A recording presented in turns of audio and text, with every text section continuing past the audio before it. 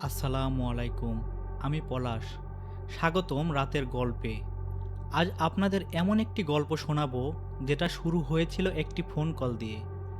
একটা সাধারণ phone call. কিন্তু সেই কলটার পর একজন মানুষের জীবন পুরো বদলে গিয়েছিল।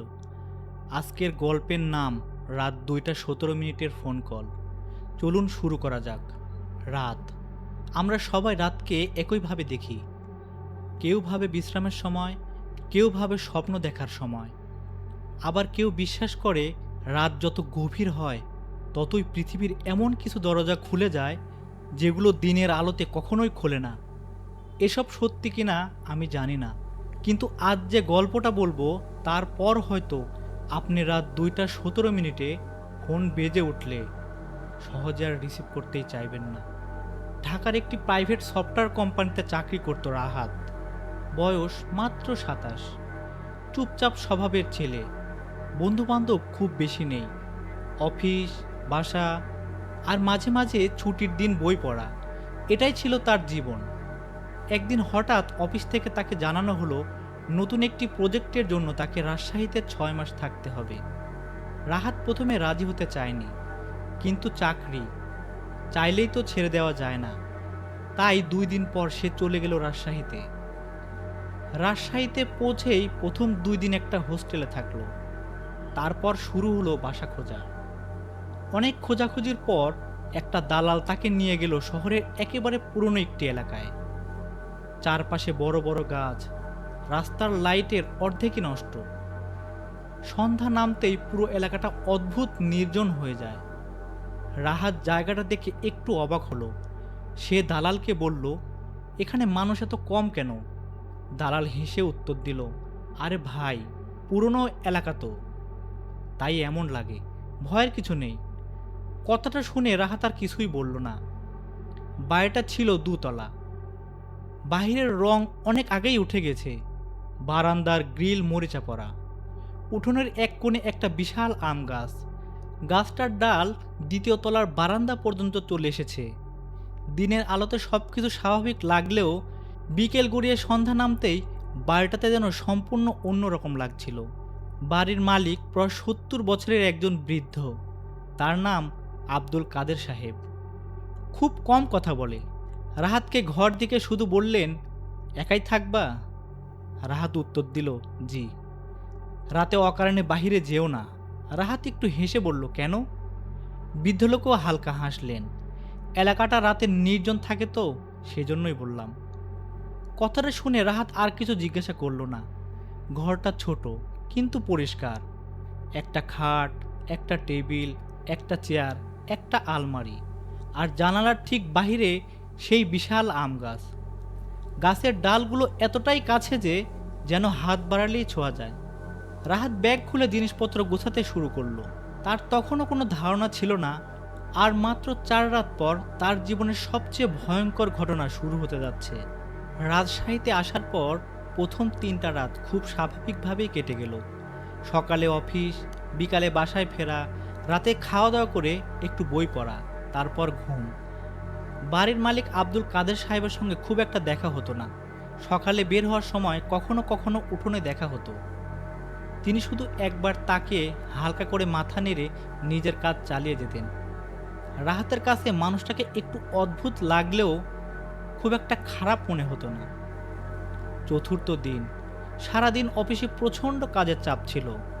রাত 10:30টার দিকে বাসায় ফিরল রাহাত। বাহিরে তখন টিপ টিপ বৃষ্টি। ঘরে ঢুকেই জামা কাপড় বদলে নিল রাহাত। 1 কাপ কফি বানিয়ে জানালার পাশে এসে দাঁড়ালো।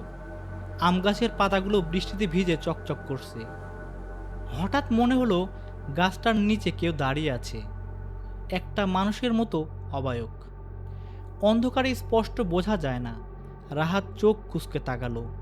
2 সেকেন্ড, 3 সেকেন্ড, তারপর বজ্রপাতের আলোয় পুরো উঠোন আলোকিত হয়ে উঠল, কিন্তু সেখানে কেউ নেই। সে ভাবলো হয়তো তার চোখের ভুল। জানালাটা বন্ধ করে দিল। রাত তখন প্রায় 1টা। রাহাত বিছানায় শুয়ে ফোনে কিছু ভিডিও দেখছিল। একসময় ঘুম এসে গেল। রাহাত লাইট নিভিয়ে চোখ বন্ধ করলো। কতক্ষণ ঘুমিয়েছিল সে জানে না। হঠাৎ ফোনের তীক্ষ্ণ রিংটোনে ঘুম ভেঙে গেল। ঘুম জড়ানো চোখে ফোনটাতে হাতে নিল সে। স্ক্রিনে সময় দেখল 2:17। রাহাত ভুরু কুঁচকে তাকালো। এত রাতে কে তাকে ফোন দিচ্ছে? কিন্তু আরও অবাক করার বিষয়টা ছিল স্ক্রিনে কোনো নাম্বার নেই, কোনো নাম নেই, শুধু লেখা ইনকামিং কল। এক মুহূর্ত দ্বিধা করল সে, তারপর কল রিসিভ করলো। হ্যালো। কোনো উত্তর নেই। হ্যালো, কে বলছেন? শুধু খুব ধীর, ভারী, কারণ নিঃশ্বাসের শব্দ।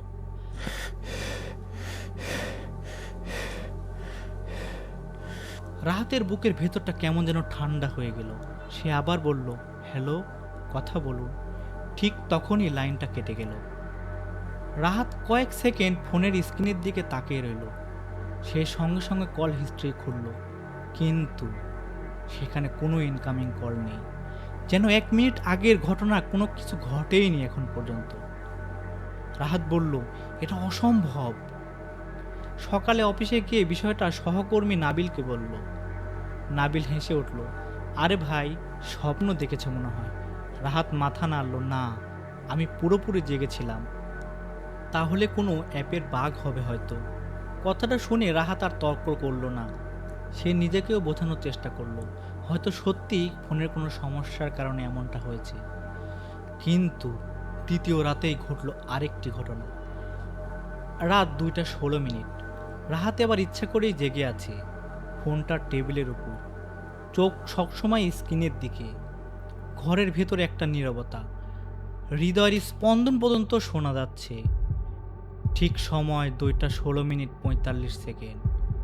2:16:58, 2:16:59। তারপর রাহাত প্রায় লাফিয়ে উঠে ফোনটা হাতে নিল। আবারও কোনো নাম্বার নেই, কোনো নাম নেই, শুধু ইনকামিং কল। সে গভীর শ্বাস নিয়ে কলটা রিসিভ করলো। কে আপনি? ওপাশে আবারও সেই নিঃশ্বাস, কিন্তু এবার নিঃশ্বাসের ফাঁকে খুব তীক্ষ্ণ, পুরো শোনা যায় না এমন একটি শব্দ ভেসে এলো, জানালা। রাহাতের শরীরে সব লোম দাঁড়িয়ে গেল, কারণ শব্দটা যেন বলল, জানালার দিকে তাকাও। শব্দটা এতটাই তীক্ষ্ণ ছিল যে রাহাত নিশ্চিত হতে পারছিল না এটা সত্যি শুনছে নাকি তার মস্তিষ্ক তাকে ধোঁকা দিচ্ছে। ফোনটা এখনো কানের সঙ্গে লাগানো। ওপাশে আবারও সেই ভারী নিঃশ্বাস। তারপর হঠাৎ লাইনটা কেটে গেল। ঘর আবার আগের মতো নিস্তব্ধ। রাহাত কয়েক মুহূর্ত এক দৃষ্টিতে ফোনটার দিকে তাকিয়ে রইল। তারপর ধীরে ধীরে মাথা ঘুরিয়ে জানালার দিকে তাকালো। জানালার কাচের ওপারে আম গাছের ডালগুলো বাতাসে দুলছে। আজ বাতাস খুব একটা নেই, তবুও একটা ডাল অস্বাভাবিকভাবে দুলছে, যেন কেউ সেটাকে ধরে নাড়াচ্ছে। রাহাত বিছানা থেকে নামলো। প্রতিটা পা ফেলতে ফেলতে মনে হচ্ছিল ঘরের নীরবতা আরো ভারী হয়ে যাচ্ছে। জানালার কাছে গিয়ে দাঁড়ালো, কাচের ওপারে তাকালো। কিছু নেই, শুধু ভেজা পাতা, অন্ধকার আর উঠোন। সে একটু হেসে ফেলল, আমি বোধ হয় বেশি ভাবছি। ঠিক তখনই জানালার কাছে একটা শব্দ। রাহাত চমকে উঠল। কয়েক সেকেন্ড চুপচাপ দাঁড়িয়ে রইল। এবার শব্দটা আরো স্পষ্ট। মনে হলো কেউ আঙ্গুলের গাঁট দিয়ে খুব আস্তে আস্তে টোকা দিচ্ছে। রাহাত সাহস নিয়ে জানালার লক খুলল, ধীরে ধীরে কাঁচটা সরালো। ঠান্ডা বাতাস এক ঝটকায় ঘরে এসে ঢুকলো, কিন্তু বাহিরে কেউ নেই। সে মাথা বের করে চারিদিকে তাকালো। উঠোন ফাঁকা, আম গাছ স্থির, একটা পাতাও নড়ছে না। রাহাত জানালা বন্ধ করতেই যাবে, ঠিক তখনই নিচ থেকে ভেসে এলো একজন বৃদ্ধের কণ্ঠ, বাবা। রাহাত নিচে তাকালো। বাড়ির মালিক আব্দুল কাদের সাহেব। তিনি উঠানে দাঁড়িয়ে আছেন। অন্ধকারে তার মুখ স্পষ্ট দেখা যাচ্ছে না, শুধু সাদা পাঞ্জাবিটা বোঝা যাচ্ছে। তিনি ধীরে ধীরে বললেন, এত রাতে জানালা খোলো না। রাহাত অবাক হয়ে বললেন, আপনি এখনো জেগে আছেন? বৃদ্ধ কোনো উত্তর দিলেন না, শুধু একবার জানালার দিকে তাকালেন, তারপর ঘুরে বাড়ির ভেতরে চলে গেলেন। রাহাত অনেকক্ষণ দাঁড়িয়ে রইল। তার মনে একটা প্রশ্নই ঘুরপাক খেতে লাগলো, উনি কিভাবে জানলেন আমি এই মুহূর্তে জানলা খুলেছি? পরদিন সকালে রাহাত নিচে নেমে নাস্তা করতে যাচ্ছিল। দেখলেন আব্দুল কাদের সাহেব উঠোনে গাছে পানি দিচ্ছেন। রাহাত হেসে বলল, চাচা, কাল রাতে আপনি আমাকে ডাকলেন কেন? বৃদ্ধ থেমে গেলেন, ভ্রু কুঁচকে বললেন, কখন? রাতে। আমি জানালা খুলেছিলাম, আপনি তো নিচে দাঁড়িয়েছিলেন। কয়েক সেকেন্ড নীরবতা। তারপর বৃদ্ধ ধীরে ধীরে বললেন, বাবা, আমি তো প্রতিদিন রাত 10টার আগেই ঘুমিয়ে পড়ি। রাহাতের হাসিটা মিলিয়ে গেল। মানে? কালকেও আমি তাই করেছি। না, আমি তো আপনাকে দেখেছি। বৃদ্ধ এবার আর কিছুই বললেন না, শুধু গভীর দৃষ্টিতে রাহাতের দিকে তাকিয়ে রইলেন। তারপরে খুব আস্তে বললেন, আজ অফিস থেকে ফিরে আমার সঙ্গে একটু দেখা করো, কিছু কথা আছে। সারাদিন অফিসে কাজ করলেও রাহাতের মাথায় একটা কথাই ঘুরছিল, আব্দুল কাদের সাহেব কি সত্যি রাতে নিচে নেমেছিলেন, নাকি আমার ভুল? তাহলে সে যাকে দেখেছিল সে কে? নিজেকে বারবার বোঝানোর চেষ্টা করলো, হয়তো ঘুমের ঘোরে ভুল দেখেছি। সেদিন অফিস থেকে একটু আগেই বের হলো রাহাত। সূর্য তখন ডুবে যাচ্ছে, আকাশ জুড়ে লালচে আলো। পুরো এলাকাটা অদ্ভুত শান্ত, যেন মানুষ আছে, কিন্তু কেউ বাইরে বের হতেই চাইছে না। বাসা ঢুকতেই দেখলো আব্দুল কাদের সাহেব বারান্দায় বসে আছেন। সামনে একটি পুরনো কাঠের টেবিল, তার উপর ধোয়া ওঠা চায়ের কাপ, আর হাতে পুরনো লণ্ঠন। যদিও বিদ্যুৎ আছে, তবুও লণ্ঠনটা জ্বলছে। রাহাত এগিয়ে গিয়ে বললেন, চাচা, আপনি আমাকে কিছু বলতে চেয়েছিলেন। বৃদ্ধ ধীরে ধীরে মাথা তুললেন, চোখ দুটো অস্বাভাবিক শান্ত। কয়েক সেকেন্ড রাহাতের দিকে তাকিয়ে থেকে বললেন, বসো। রাহাত চুপচাপ বসে রইল। দুজনের মাঝখানেই নীরবতা, শুধু চায়ের কাপ থেকে ধোঁয়া উঠছে, আর দূরে একটা কাক বারবার ডাকছে। হঠাৎ বৃদ্ধ বললেন, তোমার ঘুম কি রাত 2টোর পরেই ভাঙে? রাহাতের বুকটা ধক করে উঠল। আপনি কিভাবে জানলেন?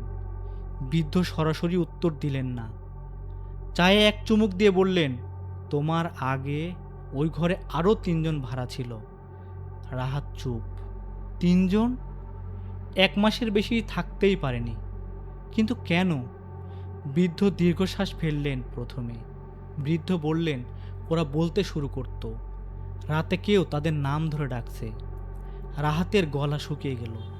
আপনি এসব আগে বলেননি কেন?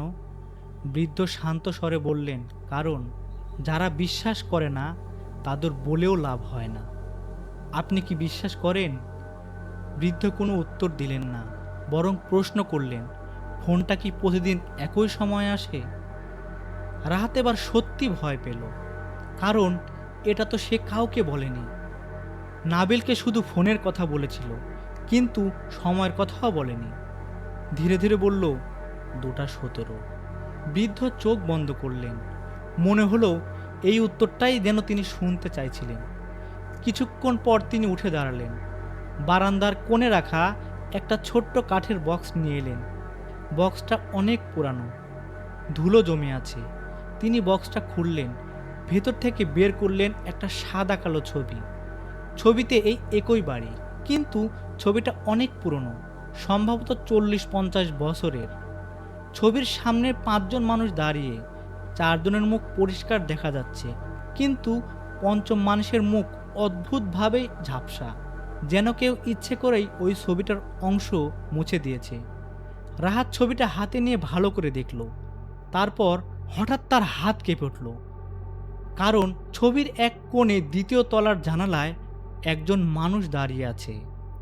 অন্ধকার ছায়া, মুখ দেখা যাচ্ছে না, কিন্তু সে তাকিয়ে আছে সরাসরি ক্যামেরার দিকে।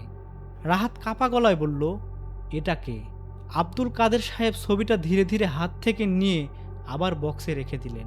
তারপর খুব নিচু স্বরে বললেন, আমি জানি না, কিন্তু যারা রাত 2টা 17 ফোন ধরেছিল তারা সবাই এই মানুষটাকে দেখেছে। হঠাৎ করে ফোনের রিংটোন বেজে উঠল। রাহাত আর বৃদ্ধ দুজনেই একসঙ্গে তাকালো।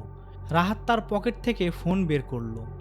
স্ক্রিন নিভে আছে, ফোন বাজছে না। তাহলে হয়তো উপরের ঘর থেকে আসছে। কার ফোন বাজছে উপরে? রাহাত যখন উপরের দিকে যাওয়ার জন্য ব্যস্ত হচ্ছিল, বৃদ্ধ হঠাৎ খুব শান্ত গলায় বললেন, উপরে যেও না।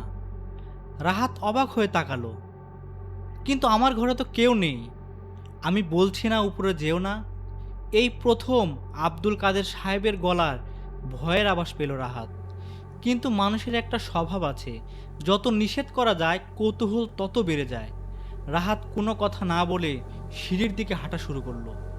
প্রথম ধাপ, দ্বিতীয় ধাপ, পুরো বাড়িটাই অস্বাভাবিক নীরব, শুধু ওপর থেকে ফোনের রিংটোন।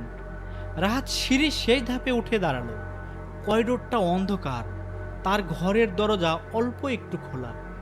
সেই স্পষ্ট মনে করতে পারছে অফিসে যাওয়ার আগে দরজা নিজেই বন্ধ করে গিয়েছিল। তাহলে খুলল কে? ধীরে ধীরে দরজার কাছে গেল রাহাত। এক হাত দিয়ে দরজাটা টান দিয়ে খুলে ফেলল।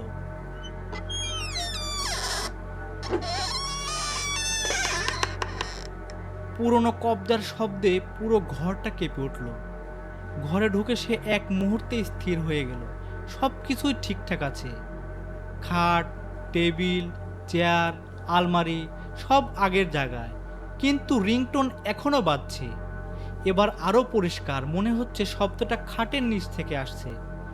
রাহাত ধীরে ধীরে হাঁটু গেড়ে বসল।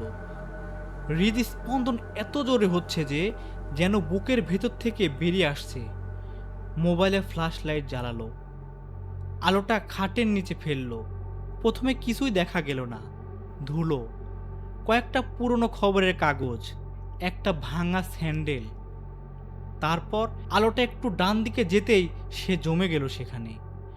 একটা কালো রঙের পুরনো রোটারি টেলিফোন, যে ধরনের ফোন আজ থেকে 40-50 বছর আগে মানুষ ব্যবহার করত। আর সেই পুরনো ফোনটা এখনো বাজছে। রাহাত বিশ্বাস করতে পারছিল না, এই ফোনটা এখানে এলো কিভাবে। সে হাত বাড়িয়ে ফোনটা টেনে বের করলো। ফোনটা ধুলোয় ঢাকা, তার মানে এটা বহু বছর ধরে এখানেই ছিল। কিন্তু যদি এত বছর ধরেই থাকে, তাহলে এখন বাজছে কিভাবে? কারণ ফোনটার সঙ্গে তো কোনো তারই যুক্ত নেই। ঠিক তখনই পেছন থেকে একটা গলা শোনা গেল, ধরো না, ধরো না, ফোনটা ধরো না। রাহাত এতটাই চমকে উঠল যে ফোনটা হাত থেকে পড়ে যাওয়ার উপক্রম হলো। পেছনে তাকিয়ে রইল। দরজার সামনে দাঁড়িয়ে আছেন আব্দুল কাদের সাহেব। তার মুখটা আগের চেয়ে অনেক বেশি ফ্যাকাশে। তিনি আবার বললেন, ফোনটা ধরো না, অনেক দেরি হয়ে যাবে। রাহাত চাপা গলায় বলল, চাচা, এটা এখানে কি করছে? বৃদ্ধ কোনো উত্তর দিলেন না, শুধু ফোনটার দিকেই তাকিয়ে রইলেন। ঠিক তখনই রিংটা বন্ধ হয়ে গেল। ঘরে আবার নীরবতা। রাহাত স্বস্তির নিঃশ্বাস ফেলতেই যাবে, ঠিক সেই মুহূর্তে ফোনটা নিজে থেকে আবার ধীরে ধীরে ঘুরতে শুরু করলো। ঠিক পুরনো যে রোটারের ডায়ালের চাকাটা আবার একাই ঘুরছে। 1, 2, 3 এভাবে কেউ যেন অদৃশ্য আঙ্গুল দিয়ে ডায়ালটা ঘোরাচ্ছে। তারপর ফোনের ভেতর থেকে ভেসে এলো এক তীক্ষ্ণ ফিসফিসে কণ্ঠ, রাহাত।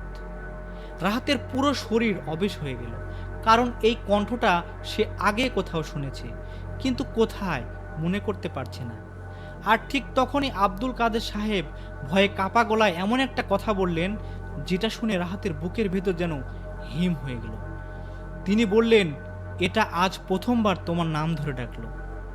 আব্দুল কাদের সাহেবের কণ্ঠে এমন একটা ভয় ছিল, যেটা অভিনয় করে দেখানো সম্ভব না। রাহাত ধীরে ধীরে তার দিকে তাকালো।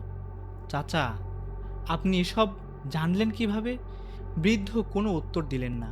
তিনি শুধু এগিয়ে এসে খাটের ওপারে রাখা পুরনো কালো ফোনটার দিকেই তাকিয়ে রইলেন। তারপর একটা দীর্ঘশ্বাস ফেলে বললেন, আমি ভেবেছিলাম হয়তো এবার আর হবে না। কি হবে না চাচা? ফোনটা আবার জেগে উঠেছে। ঘরের ভেতরে এমন নীরবতা, যেন দুজন মানুষের শ্বাস নেওয়ার শব্দ স্পষ্ট শোনা যাচ্ছে। রাহাত আর চুপ থাকতে পারল না। চাচা, আমাকে সব কিছু খুলে বলুন, আমি কিছুই বুঝতে পারছি না। আব্দুল কাদের সাহেব জানালার দিকে তাকালেন। বাইরে তখন বাতাসে আম গাছের ডালগুলো দুলছে। কিছুক্ষণ পর ধীরে ধীরে বলতে শুরু করলেন, আজ থেকে প্রায় 20 বছর আগে এই বাড়িটা এমন ছিল না। এখানে মানুষ থাকতো, হাসি ছিল, আনন্দ ছিল, আর ছিল একটা টেলিফোন। রাহাত চুপচাপ শুনছে। সেই সময় মোবাইল ছিল না, এই টেলিফোনটাই ছিল পুরো পাড়ার ভরসা। কারো বাড়িতে জরুরি খবর এলে এই বাড়িতেই ফোন আসতো, মানুষ দৌড়ে এসে খবর নিয়ে যেত। বৃদ্ধ কিছুক্ষণ থামলেন, তারপরে খুব নিচু স্বরে বললেন, এক রাতে ঠিক 2:17 ফোন বেজে উঠল। রাহাতের বুক ধক করে উঠল। বৃদ্ধ আবার বললেন, আমার বড় ভাই করিম ফোনটা ধরেছিল। রাহাত বলল, ওপাশে কে ছিল? কেউ না। মানে? শুধু কারো নিঃশ্বাস। রাহাতের শরীর শিউরে উঠল। এই ঘটনা তার সঙ্গেও ঘটেছে। বৃদ্ধ লোকটি বলতেই থাকলেন, পরদিন থেকে করিম বদলে যেতে শুরু করলো। কিভাবে? সে বলতো কেউ তাকে অনুসরণ করছে, রাতে জানালার বাহিরে দাঁড়িয়ে থাকে, ঘুমের মধ্যে কেউ তার নাম ধরে ডাকে। রাহাতের কপালে ঠান্ডা ঘাম জমে গেল, কারণ গতকাল রাতেও সে তার নিজের নাম শুনেছে। বৃদ্ধ এবার থেমে গেলেন, তার হাত কাঁপছে, চোখে এক ধরনের অপরাধবোধ। রাত আস্তে করে বললেন, তারপর? বৃদ্ধ উত্তর দিলেন না, বরং ধীরে ধীরে উঠে দাঁড়ালেন। জানালার কাছে গিয়ে বাইরে তাকালেন। মনে হলো তিনি কাউকে খুঁজছেন। হঠাৎ খুব আস্তে বললেন, আজও এই গাছটার দিকে আমি তাকাতে পারছি না। রাহাতও জানলার কাছে এগিয়ে গিয়ে দাঁড়ালো। কেন? বৃদ্ধ আঙ্গুল তুলে দেখালেন উঠানোর সেই বিশাল আম গাছটা। করিমকে আমি শেষবার ওই গাছের নিচেই দেখেছিলাম। রাহাত চমকে তাকালো। তারপর? সে আর কোনোদিন ফিরে আসেনি। ঘরটা আবার নিস্তব্ধতা হয়ে গেল। দুজনেই চুপ। ঠিক তখনই রাহাতের মোবাইলটা নিচ থেকে জ্বলে উঠল। কেউ স্পর্শও করেনি। স্ক্রিনে কোনো নাম্বার নেই, কোনো নোটিফিকেশন নেই, শুধু কালো একটা স্ক্রিনের ওপর ধীরে ধীরে একটা লাইন ভেসে উঠল, আজ রাত 2:17। তারপর আর একটা লাইন, জানালাটা খোলা রেখো। রাহাত এত জোরে ফোনটা ছুঁড়ে মারল যে সেটা মেঝেতে পড়ে দুটুকরো হয়ে গেল। কিন্তু অদ্ভুত ব্যাপার, ফোনের স্ক্রিনটা এখনো জ্বলছে, আর সেই একই বাক্য বারবার নিজে থেকেই ভেসে উঠেছে, জানালাটা খোলা রেখো, জানালাটা খোলা রেখো, জানালাটা খোলা রেখো। আব্দুল কাদের সাহেব হঠাৎ রাহাতের হাত শক্ত করে চেপে ধরলেন। তার গলায় আতঙ্ক। তিনি খুব ধীরে বললেন, আজ রাতটা পার করতে পারলেই হয়তো তুমি বেঁচে যাবে। কথাটা বলেই আব্দুল কাদের সাহেব রাহাতের হাত ছেড়ে দিলেন। রাহাতের মনে হচ্ছিল এই বৃদ্ধ মানুষটা এমন কিছু জানেন যেটা তিনি এখনো বলছেন না। চাচা, প্লিজ আমার কাছ থেকে কোনো কিছু লুকাবেন না, আমাকে সব কিছু খুলে বলুন। আমার সঙ্গে কি হচ্ছে এগুলা? বৃদ্ধ ধীরে ধীরে চেয়ারে বসে পড়লেন। চোখ দুটো লাল হয়ে গেছে। মনে হচ্ছে অনেক বছর ধরে বই বেড়ানো একটা ভার আজ আর সে লুকিয়ে রাখতে পারছে না। করিম আমার বড় ভাই নিখোঁজ হয়নি। রাত অবাক হয়ে তাকালো। মানে? সবাইকে আমি বলেছিলাম সে হারিয়ে গেছে, কিন্তু বৃদ্ধের গলা কেঁপে উঠল। সত্যিটা অন্য ছিল। ঘরের বাতাস যেন আরো ঠান্ডা হয়ে গেল। বাহিরে হঠাৎ এক ঝাপটা বাতাস এলো। জানালার কাচ কেঁপে উঠল, ঠক ঠক। রাহাত চমকে তাকালো জানালার দিকে। বৃদ্ধ হাত তুলে ইশারা করলেন, ওদিকে তাকিও না। কিছুক্ষণ নীরব থেকে তিনি বলতে শুরু করলেন, শেষ রাতটায় করিম বলেছিল কেউ তাকে জানালা খুলতে বলেছে। রাহাতের বুকের ভেতরটা কেঁপে উঠল, কারণ তার ফোনেও তো একই কথাই এসেছিল। বৃদ্ধ বললেন, আমি ওকে বিশ্বাস করতে পারিনি, ভাবলাম মানসিক সমস্যা হয়েছে। কিন্তু সেই রাতে ঠিক 2:17 আমি নিজের চোখেই দেখলাম। বৃদ্ধর গলা আটকে গেল। তিনি পানি খেয়ে নিলেন, তারপর খুব ধীরে বললেন, করিম নিজে থেকেই উঠে দাঁড়ালো, দরজাটা খুলল, সিঁড়ি দিয়ে নিচে নামলো। আমি পেছনে পেছনে দৌড়ে গেলাম, অনেক ডাকলাম, কিন্তু সে যে কিছুই শুনছিল না। করিম সোজা ওই আম গাছটার নিচে গিয়ে দাঁড়ালো। তারপর হঠাৎ সে কারোর সঙ্গে কথা বলতে শুরু করলো, কিন্তু আমি কাউকে দেখিনি। রাহাতের নিঃশ্বাস ভারী হয়ে উঠল। সে কি বলেছিল? বৃদ্ধ চোখ বন্ধ করলেন। সে বলেছিল, আমি চলে এসেছি, এবার তুমি আমাকে ছেড়ে দাও। তারপর তারপর প্রচণ্ড একটা ঝড় উঠল। মাত্র কয়েক সেকেন্ড। আমি চোখ খুলে দেখি করিম নেই। চারিদিকে খুঁজেছি, পুলিশ এসেছে, গ্রামের মানুষ এসেছে, কেউ তাকে আর কোনোদিন খুঁজে পায়নি। ঘরের ভেতর আবার নীরবতা, শুধু দেয়াল ঘড়ির শব্দ, টিক টিক। হঠাৎ রাহাতের চোখ পড়ল দেয়ালে ঝোলানো ঘড়িটার দিকে। সে এক দৃষ্টিতে তাকিয়ে রইল, তারপর ধীরে ধীরে বলল, চাচা, আপনার ঘড়িটার কি হয়েছে? এটা চলছে না কেন? বৃদ্ধ অবাক হয়ে তাকালেন। রাহাত আঙ্গুল তুলে দেখালো দেয়াল ঘড়িটার কাঁটা অনেকক্ষণ ধরে সেই এক জায়গায় আটকে আছে। সময়টা 2:17। বৃদ্ধর মুখের রং এক মুহূর্তে বদলে গেল। তিনি ফিসফিস করে বললেন, অসম্ভব। কেন? এই ঘড়িটা 30 বছর ধরে চলে না। রাহাতের বুকের ভেতরটা ধপ করে উঠল, কারণ সে কিছুক্ষণ আগেও ঘড়িটা চলতে দেখেছে। সে ধীরে ধীরে ঘড়িটার কাছে গেল, হাত বাড়িয়ে স্পর্শ করল। ঠিক তখনই ঘড়ির সেকেন্ডের কাঁটাটা একবার নড়ল, তারপর আরেকবার ঘুরল। হঠাৎ পুরো ঘড়িটা সচল হয়ে গেল, কিন্তু সামনের দিকে নয়, উল্টো দিকে। কাঁটাগুলো পেছনের দিকে ঘুরছে, দ্রুত, আরও দ্রুত। ঠিক সেই মুহূর্তে টেলিফোনে আবারও রিং ভেসে উঠল। আব্দুল কাদের সাহেব দাঁড়িয়ে উঠলেন, তার চোখে আতঙ্ক। তিনি শুধু একটা কথাই বললেন, আজ সে তোমাকে নিতে এসেছে। হঠাৎ করে টেলিফোনটা আবার নিচ থেকে বেজে উঠল। রাহাত ঘুরে তাকালো। খাটের ওপার সেই কালো রঙের পুরনো টেলিফোন, কিন্তু এবার রিসিভারটা নিজের জায়গা নেই, ঝুলছে, ধীরে ধীরে দুলছে, যেন কিছুক্ষণ আগে কেউ কথা বলে রেখে দিয়েছে এখানে। রাহাত সাহস করে রিসিভারটা কানে তুলল। প্রথমে কিছুই শোনা গেল না, তারপর খুব একটা পরিচিত কণ্ঠস্বর। রাহাত! সে কেঁপে উঠল। এটা তার নিজের কণ্ঠ। ওপাশ থেকে আবার শোনা গেল, যদি এটা শুনে থাকো তাহলে আমার কথা মন দিয়ে শোনো। এখনই জান্নার বাহিরে তাকাবে না, যাই হোক তাকাবে না। রাহাতের শরীর ঠান্ডা হয়ে গেল। এটা কিভাবে সম্ভব? তার নিজের কণ্ঠ তার সঙ্গে কিভাবে কথা বলছে? ওপাশ থেকে আবারও শোনা গেল, আমি জানি তুমি বিশ্বাস করবে না, কারণ আমিও করিনি। আমি রাহাত, তবে 6 মাস পরের রাহাত। রাহাতের হাতটা কেঁপে উঠল, ফোনটা প্রায় পড়েই যাচ্ছিল। এটা তো অসম্ভব। ওপাশের কণ্ঠ শান্ত গলায় বলল, অসম্ভবই ভেবেছিলে? তারপরে শুনো, ঠিক 2:17 যদি তুমি জানলার বাইরের দিকে তাকাও, সব কিছু শুরু হয়ে যাবে। আর যদি আমার কথা বিশ্বাস করো তাহলে এখনই ঘর ছেড়ে চলে যাও। ঠিক তখনই রাহাতের চোখ অজান্তেই জানলার বাহিরের দিকে চলে গেল। জানালার পর্দা নিজে থেকেই একটু একটু করে সরে যাচ্ছে। বাইরে আম গাছটা দেখা যাচ্ছে, আর গাছটার নিচে একজন মানুষ দাঁড়িয়ে আছে। অন্ধকারে মুখ দেখা যাচ্ছে না, কিন্তু সে হাত তুলে রাহাতকে কাছে ডাকছে।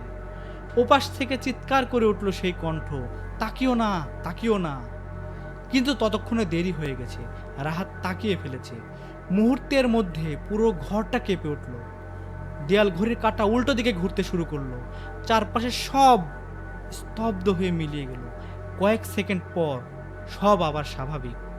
রাহাত হাঁপাতে হাঁপাতে চারিদিকে তাকালো। ঘরে কেউ নেই, ফোন নেই, দেয়াল ঘড়িও স্বাভাবিক, সব কিছু ঠিক আছে, যেন কিছুই ঘটেনি। সে দৌড়ে নিচে নেমে এলো। আব্দুল কাদের সাহেব নেই, পুরো বাড়ি ফাঁকা। পাশের বাড়ির একজনকে জিজ্ঞাসা করলেন।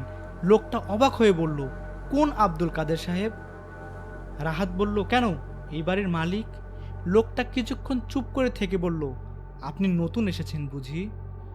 এই বাড়ির মালিক আব্দুল কাদের তো 6 মাস আগেই মারা গেছেন। রাহাতের হাত থেকে ব্যাগটা মাটিতে পড়ে গেল।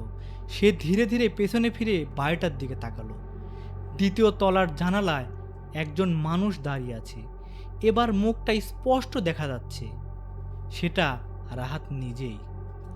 জানালার ভেতরের রাহাত ধীরে ধীরে ফোনটা কানে তুলল, তারপর মুচকি হেসে ডায়ালটা ঘোরাতে শুরু করলো। সেই রাতের পর রাহাতকে আর কখনোই দেখা যায়নি।